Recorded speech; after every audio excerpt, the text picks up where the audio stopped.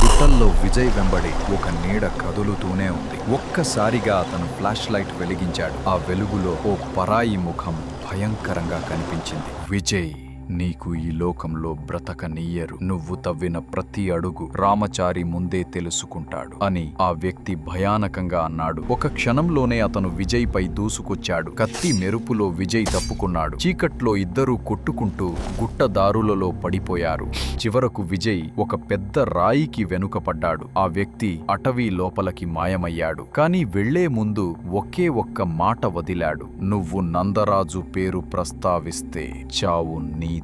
Vijay flash light తో చుట్టూ వెతికాడు. రాళ్లపై రక్తపు చుక్కలు కనిపించాయి. ఆ వ్యక్తి గాయపడ్డాడు. ఆ రక్తపు ఆనవాళ్లు కొండదారి నుండి ఒక రహస్య గుహ వైపు వెళ్తున్నాయి. విజయ్ గుండె బరువెక్కింది. ఇది కేవలం గుట్టలలోని నీడలు కాదు. నందరాజు, రామచారి పేర్ల వెనుక మరింత భయంకరమైన జాలముందని అతనికి అర్థమైంది.